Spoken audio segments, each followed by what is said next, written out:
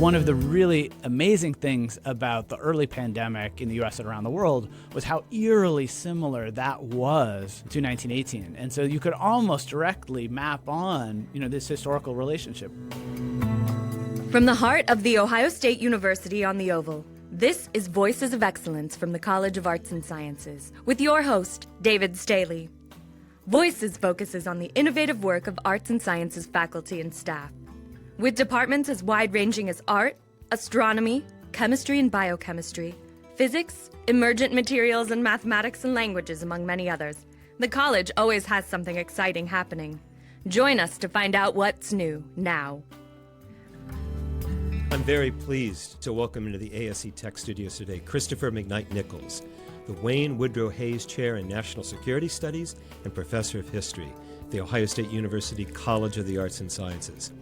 He specializes in the history of the United States and its relationship to the rest of the world, particularly in the areas of isolationism, internationalism, and globalization, as well as the role of ideas and ideologies in U.S. foreign relations.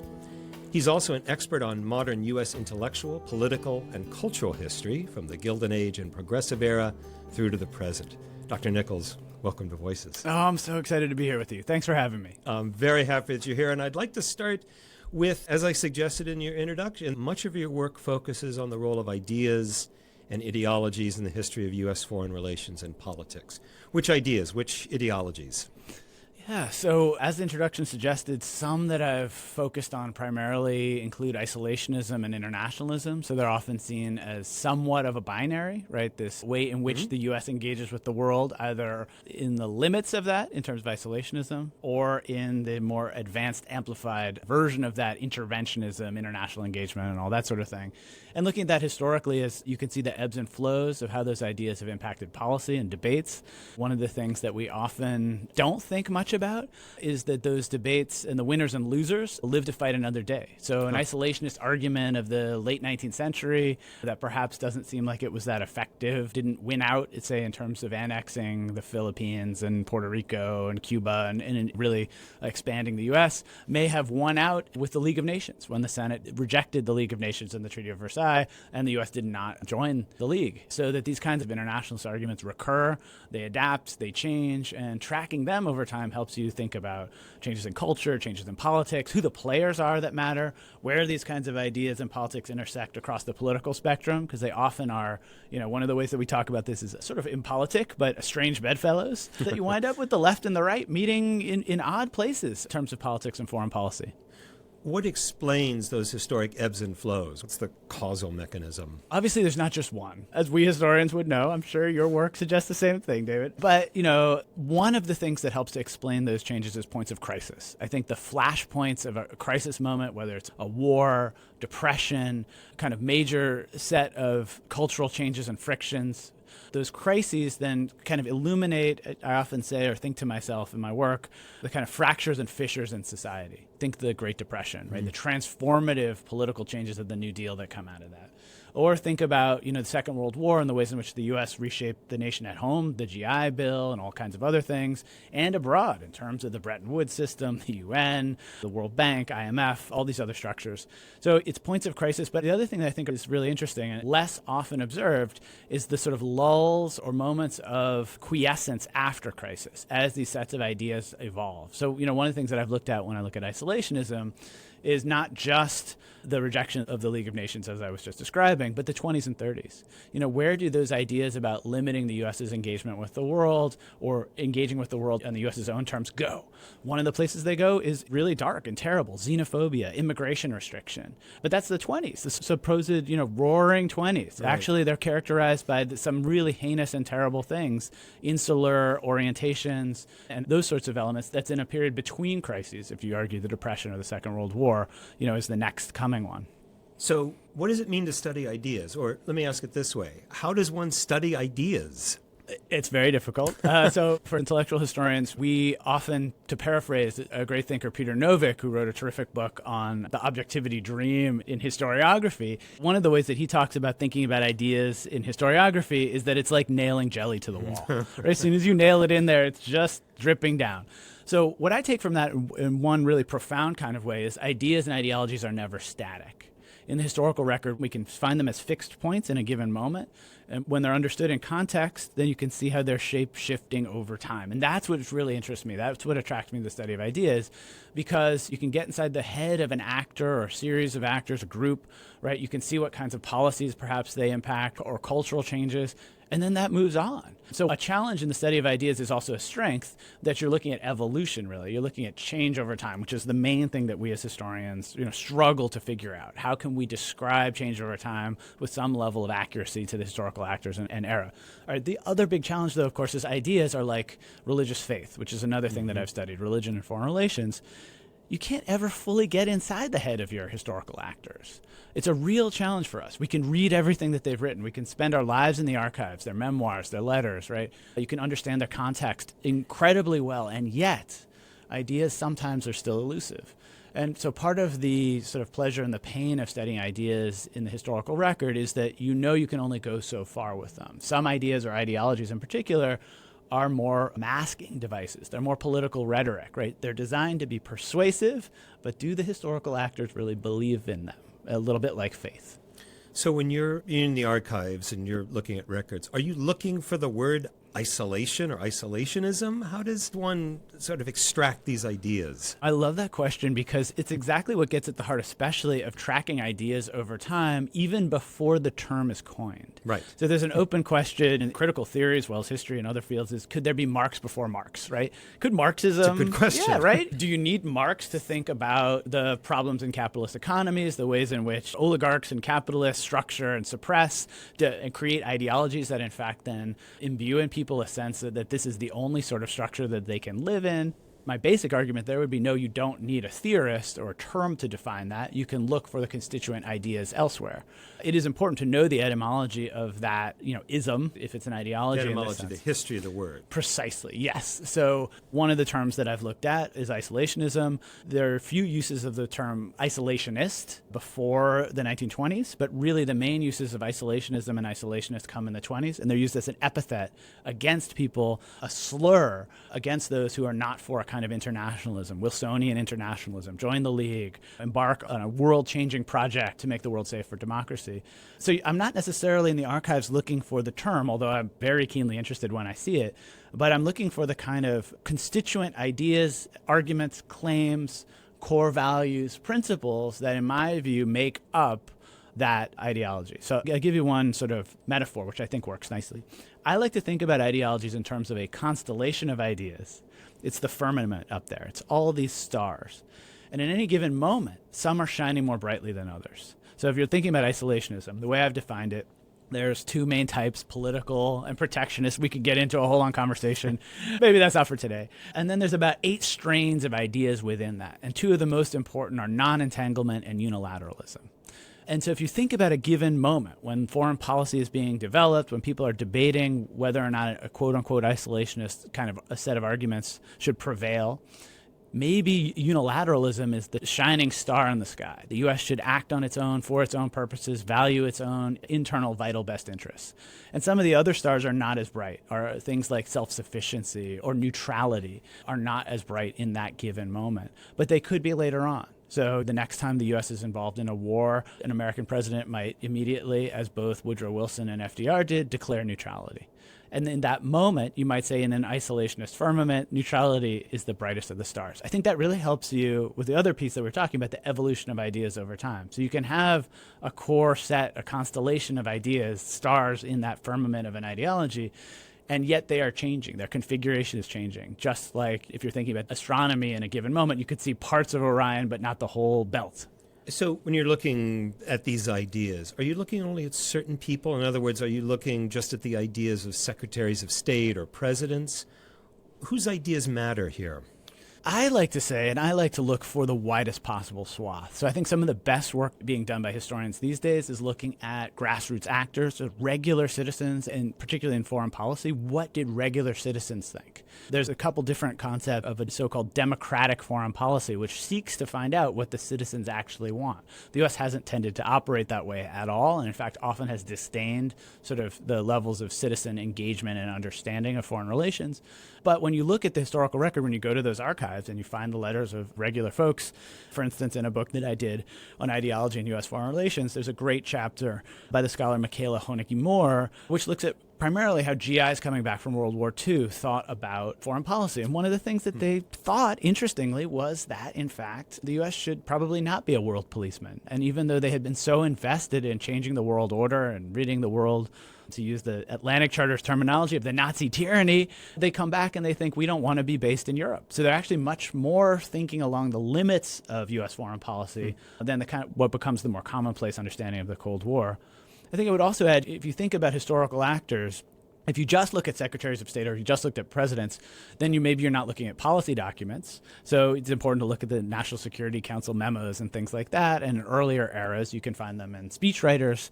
But I wouldn't limit my work to that. And so one of the things that I've been really interested in are non-governmental organizations. And one of my favorites that I've looked at in a number of different studies is the Women's International League for Peace and Freedom. They were headed by the first two American women to win the Nobel Peace Prize, Jane Addams and Emily Balch. And yet, they're remarkably understudied in foreign relations circles, or they're not often put in conversation with secretaries of state and big ideologies. And so when you do that, I think you find much more robust and often odd, as I was noting before, configurations of peoples and groups advocating for different kinds of policies, often for their own ends, but coming together thinking that a certain kind of policy, for instance, the 1928 Kellogg-Briand Pact to outlaw war, brought together conservatives and liberals, peace activists, and actual hawks.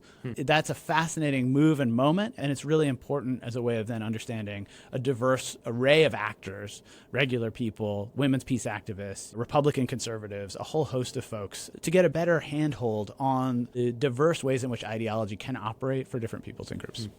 One of your recent books is called Rethinking American Grand Strategy. And let's start first with a definition. What's meant by grand strategy?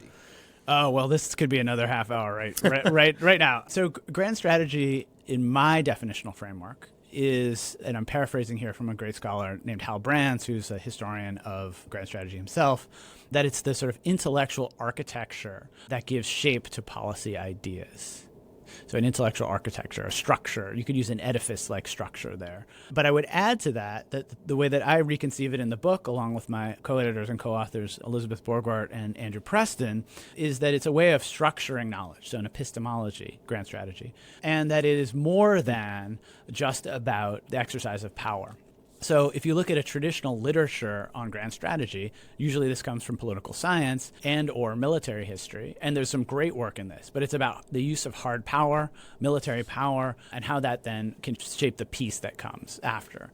And the way that we look at it in the book, and the reason that I was so dedicated to this project and still am dedicated to the project of rethinking grand strategy, is that by expanding what counts as a grand strategy or grand strategist, and this ties in perfectly to your previous question, you actually can find a very different orientation of grand strategies in the world. In other words, if you look at that hard power, military power, political science, and military history view, you look at major policymakers, you look at generals, you look at strategic thinkers. You don't look at missionaries, for instance. You don't look at people like, as I was just mentioning, women's peace activists.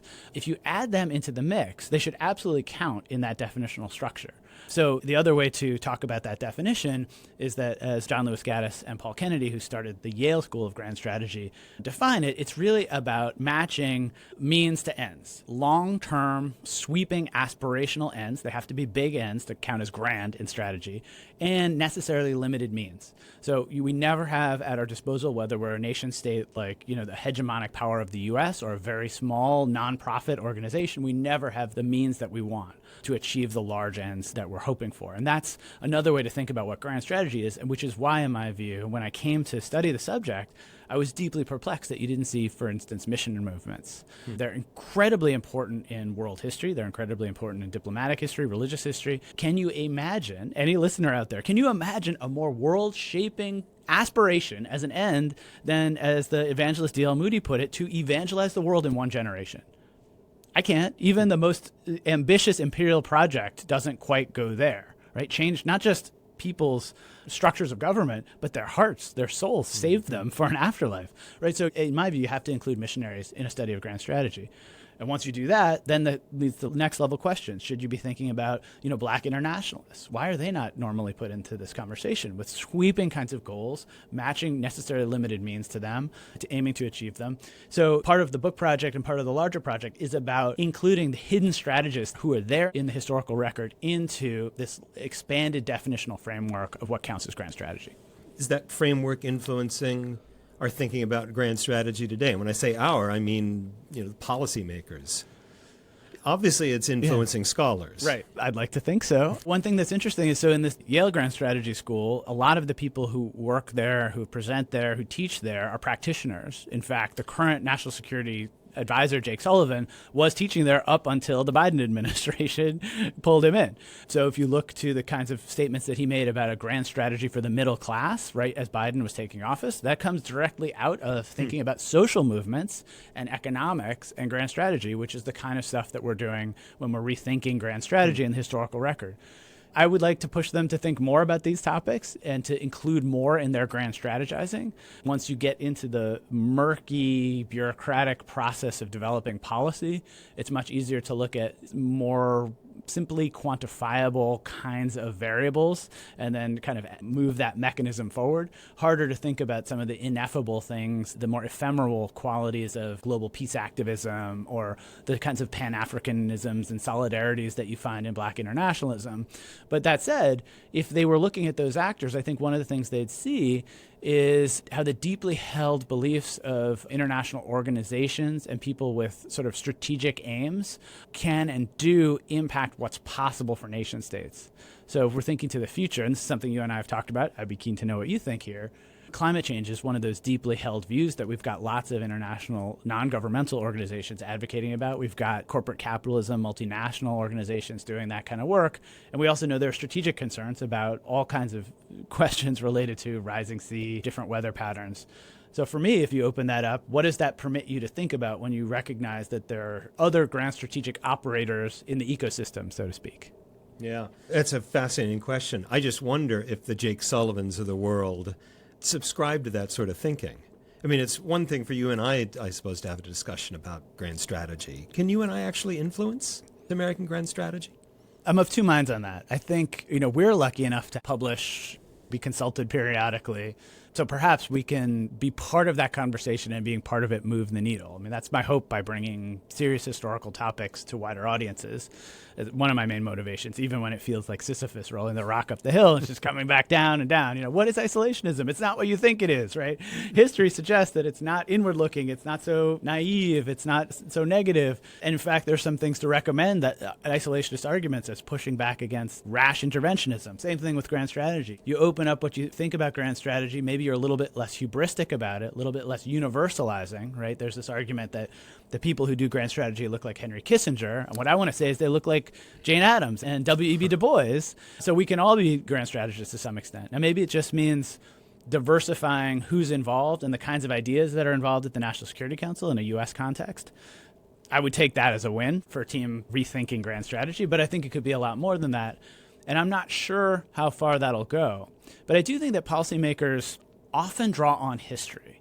We have good evidence of this, right? And so the lessons of history, the insights of history, and when they come to understand how perhaps grand strategy has been shaped historically by different kinds of actors and groups, different sorts of ideologies, that may then give them some data points, even if they're somewhat reductively yanked from our history, not the way you and I would want in the classroom, to then take them and operationalize them in ways that perhaps are more fitting with the sort of poke or provocation that we're putting out there. Well, I've got a question about that, but I want to first draw attention to the fact that you also conduct research into the 1918 influenza pandemic. Yes. And I just want to first briefly get a sense, that doesn't sound like it has anything to do with foreign relations. How did you end up studying the influenza pandemic? All right, so this is great. So this is the classic history humanities kind of thing, working on my dissertation, which became my first monograph, Promise and Peril, America at the Dawn of a Global Age, which is significantly engaged with where did ideas about isolationism come from? How did they develop? And what was their relationship to internationalism? I kept encountering in the archives things happening in 1918. Eugene Debs, the famous American socialist, 5-time candidate for president, can't campaign in lots of places. The midterm elections seem to have a lower turnout, 1918. There's some real problems with the troops getting across the Atlantic. I'm being vague across this as if you all don't know what the answer is, right? It's the flu pandemic. And so I thought, okay, I really need to know more about this. So this is the early mid-2000s, and this is right around when John Barry's book comes out, which on the Great Influenza, which then in draft form, George W. Bush read, and that helped him set up the planning for pandemic preparedness. So in fact, if you want to talk about how history can have an impact, there's a great example. You get your draft manuscript to the President of the United States, and he starts planning for the next pandemic. But so as I read and worked on this, I got more and more interested in the politics of the 1918 pandemic in the U.S., and in particular, how there was pushback, what public health messaging was like. I was very interested in the political rhetoric, shocked by the fact that Woodrow Wilson, who I was studying intensively then and have written a lot about over the years, never once in public mentioned the flu pandemic. I just couldn't fathom that. So all my friends in grad school got a full blast of pandemic stuff. And then basically none of that made it to my books and articles, maybe, 2%. And then... and then March of 2020. Yes, March of 2020. So what happened then was I was one of a couple handfuls, maybe more, of U.S.-based historians who knew a hell of a lot about the flu pandemic. And when I got back from an amazing trip abroad, my last trip abroad in January of 2020, I remember well talking to my partner and saying, I'm seeing this thing roll in from China, and this feels a lot like, if it's not avian flu, MERS, and SARS, it's even worse. It's like 1918. So I started writing some op-eds immediately. I did a Twitter thread, I think in February of that year, that got a ton of attention with images of masking and debates, and Babe Ruth got it, and FDR got it, and did you know, we think maybe Amelia Earhart got it, and all this kind of stuff. And then that led to hundreds of press interviews, talks all over the place.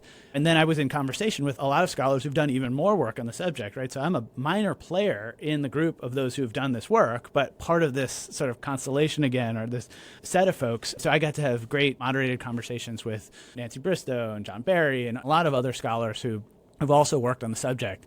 And one of the really amazing things about the early pandemic in the US and around the world was how eerily similar that was to 1918. And so you could almost directly map on, this historical relationship. We have the same before vaccines, before we knew more about the virus, right? It's all you have are non-pharmaceutical interventions, NPIs, things like social distancing and closures. We've known about this since the plague. These have been things that have been in the toolkit of practitioners to some extent throughout most of written human history. And so, just culminating in the present, one of the things I've been involved in that I'm really proud of and happy with is that I got to be part of a New England Journal of Medicine group that just did a mini documentary on the politics of masking, and it goes all the way back. And it just says, hey, masking is inherently political, and gives a pretty neutral take on that we know masking works, but not alone, not without other preventative measures, and it needs to have widespread buy-in. But it also works differently in different eras. Gauze masks were not very effective in 1918, but gauze masks in combination with quarantine policies and closure policies and other kinds of behavior patterns actually do work. So even like how you define how does something work in public health terms is interesting. And that's the kind of work that historians then can be part of, because we can say, oh, it was operationalized differently, or different rhetoric operated in a different moment. And then the other final thing just to say on this that I think is fascinating and that has fascinated me since my earliest studies of the flu pandemic is patriotism. And what you see in 1918 is very different from what you saw in 2020. You saw a World War context, and that is the most important way to understand the flu pandemic, and that's why I was interested in it.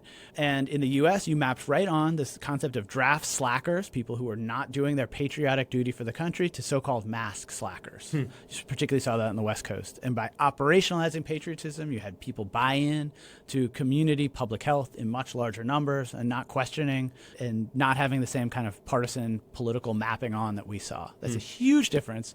And in my view, if I had been, you were talking about how could we influence policymakers, if I had been involved, I would have strongly suggested a kind of hyper-patriotic turn for the community best interest. And certainly if you think about how that has an inherent appeal to conservatives who are in favor of kind of a state-centered, somewhat militarized kind of operation, you could also argue that there would be a problem with overreach, but nevertheless, as a political rhetoric, it's your patriotic duty. The president is doing it. We are doing doing this for our community that was much more easily operationalized in a World War context, and for a variety of reasons didn't happen. You had said earlier that policymakers often draw on history. Do you think in the context of COVID, policymakers drew the right lessons from history? I think some were drawing good lessons from history, useful lessons, and some were using the history of the flu pandemic as evidence for what should be done. Certainly, public health scholars who are informing responses in a number of countries, in the West in particular, but also Japan, China, India, knew the history of the 1918 pandemic, and that deeply inflected the quick turn-on of lockdowns, of quarantines.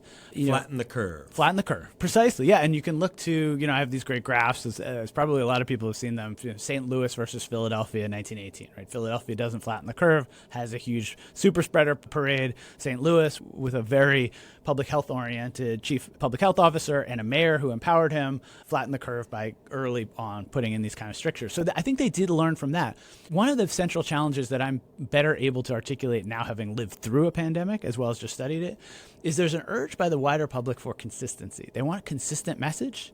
I would argue they're probably okay with some sacrifices, but they have to be limited in duration. And the challenge was, we did not know enough. I think in all intellectual honesty and humility, we did not know enough about COVID. And so we had very inconsistent messaging on masking. And then later we had somewhat illogical messaging on masking. A colleague of mine was talking about in Madrid, you had to wear your mask till you got to the restaurant where you could take off your mask, even if you walked alone. That just doesn't make sense. And so that makes people think, hey, this health information is bunk. I'm not going to listen to it, right? So having lived through this, but I can see why public health officials would attempt some level of consistency or feign it. But the problem is that actually undermines confidence. So that doesn't map on neatly from 1918 because there were much more short duration non-pharmaceutical interventions. And where you saw the most pushback, which was really pretty limited in the greater scheme of things, it came in second and third lockdowns, second and third mask mandates, places like San Francisco, where the famous anti-mask league was. It's famous, but it's pretty irrelevant. A few thousand people, and the city was about to ease up. Did they ease up on their mask mandate 2 weeks early, 1 week early because of their presence? Hard to say, hardly really significant in the greater scheme of things, not like what we've seen in terms of protests, storming state capitals, and that kind of thing. Is it true that you wanted to be an historian when you were in the fourth grade? That's a fun question. It would warm my mother's heart were she here with us today. It is absolutely true. I had an amazing teacher, which is usually the story for a lot of us who are listening, probably faculty members in particular, scholars, teachers, in fourth grade, Mrs. Brighton. And she turned me on actually to ancient Sumeria. And the first written records then, I remember I actually taped it to my wall. I had never once tasted beer, but one of the first written recipes that we found was a beer recipe. At least it was when I was in fourth grade. And though I had no idea what kind of history, something between that sort of voyeuristic element of archaeology and touching the past and getting in touch with the lived realities of people in the past, what made them tick, what made their societies operate, how similar or different were they. Yep, so I wrote my college applications essays about being a historian. Somehow I made it all the way here through a lot of good fortune because it's hard to become a historian these days. Tell us what you're working on now. So I'm working on a number of projects. The one that is going to come out the next is on the election of 1952, the battle between Dwight Eisenhower and Robert Taft for the heart of the Republican Party to win the presidential nomination, and then what the national election and the ensuing Eisenhower years meant for the transformation of U.S. domestic and foreign policy. The core story there is about how we got the early Cold War that we now understand to have been the intersection of domestic and foreign, civil rights, U.S. interventions around the world, covert actions, the atomic diplomacy, the interstate highway system, the Supreme Court, all kinds of things are all imbued in that moment. And one of the fascinating things about it is the counterfactuals, because Eisenhower... The what ifs. What if something else would have happened? Yes, yeah. Right. And this is something that I think we share as an area of deep interest. We've talked about this. Historians sometimes aren't that interested in pursuing counterfactuals, as if we're at some arm's length objective distance from the past. But if you go to any community group, if you talk to our students, they love counterfactuals. Yep. And in fact, teaching a class next spring, I am. Oh, so, you are? Yeah. On counterfactuals. Include counterfactuals, yes. Nice, yes. So, and I think responsible counterfactuals are something that's incumbent on us to put out there. And in fact, embedded in a lot of our arguments are counterfactuals. Mm-hmm. If you say it turned out this way, embedded in that argument is it might have turned out differently, right? And it's a pretty simple formulation. So in any case, I'll give you one. I don't want to scoop the whole book, but the biggest one, the way that I'm setting it up in this conversation is, so Taft was Mr. Republican. He was the likely nominee of the party until Eisenhower announces. And Eisenhower is very slow to announce, but it's pretty clear that if he'd been a Democrat or a Republican, he would have gotten the nomination for either party. In this moment where Truman was so unpopular, pretty much no Democrat could win. We were just joking, what's significant about 1952? It's the first time Adlai Stevenson loses for the presidency. But more seriously, if Eisenhower hadn't stepped in, Taft most likely would have won. A very conservative Republican whose views about how the U.S. should operate in the world were starkly different from Eisenhower's. He was against NATO. He was against the war in Korea. He was not happy with the UN. He really did not like the Marshall Plan, did not want to have lots of troops stationed in Western Europe. That's a very different history if he wins. Yep. He would not have appointed Earl Warren. No. And I could go on, but I'm leaving some of this counterfactuals for later. Christopher McKnight Nichols, thank you. Thank you. Voices of Excellence is produced and recorded at the Ohio State University College of Arts and Sciences Marketing and Communications Studio. More information about the podcast and our guests can be found at go.osu.edu/voices. Voices of Excellence is produced by Doug Dangler. I'm Jen Farmer.